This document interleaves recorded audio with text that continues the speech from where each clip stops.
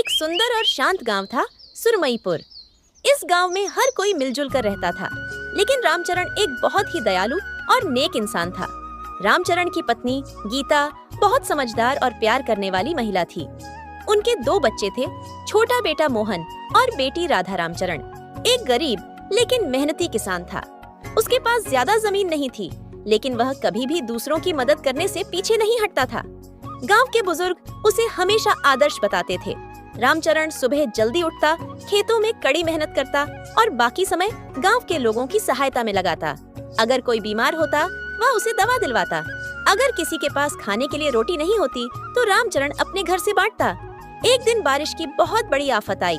लगातार कई दिन तक तेज बारिश हुई, जिससे खेतों में पानी भर गया और फसलें नष्ट हो गईं। गांव वाले बहुत परेशान थे, क्योंकि उनकी आजीविका खतरे में थी। रामचरण ने भी अपनी छोटी सी बची हुई फसल बेचने का फैसला किया, लेकिन वह जानता था कि कई परिवार भूखे रह जाएंगे। फिर रामचरण ने फैसला किया कि वह अपनी बचत से गांव के गरीबों के लिए भोजन का इंतजाम करेगा। गीता और बच्चे भी उसका साथ देने लगे। इस मुश्किल समय में गांव के कुछ लोग रामचरण की नेकी और मदद करने की भावना को देखकर उससे जलने लगे। वे उसे नीचा दिखाने के लिए अफवाहें फैलाने लगे कि रामचरण सिर्फ दिखावा करता है। बातों को अनसुना किया और लगातार नेक काम करता रहा। आखिरकार बारिश रुक गई और सूरज चमकने लगा, परंतु खेतों में अब भी कीचड़ और पानी भरा था, जिससे फसल उगना मुश्किल था। रामचरण ने हार नहीं मानी।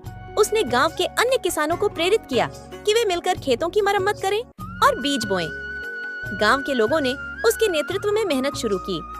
धीरे धीरे फसल उगने लगी और फिर से गांव वाले खुद होने लग। फसल की कटाई के दिन रामचरण ने सभी के लिए दावत रखी। जो लोग पहले उससे जलते थे, उन्होंने भी उसकी नेकी को स्वीकार किया और माफी मांगी। रामचरण ने सभी से कहा, नेकी का फल हमेशा मीठा होता है। अगर हम दिल से मदद करें, तो जिंदगी हमें कभी अकेला नहीं छोड़ती। उस साल रामचरण की फसल बहुत अच्छी हुई।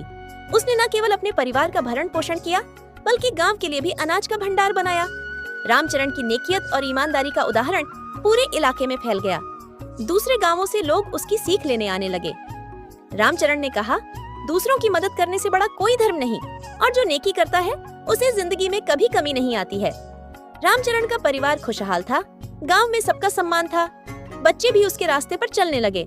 रामचरण की नेकी और मेहनत ने साबित कर दिया कि नेक दिल इंसान की जिंदगी में खुशहाली और सम्मान जरूर आता है। इसलिए कहते हैं कि नेकी का फल हमेशा मिलता है। चाहे कितनी भी कठिनाइयां आएं, अगर हम दिल से नेक रहेंगे, दूसरों की मदद करेंगे, तो जिंदगी हमें कभी निराश नहीं करती।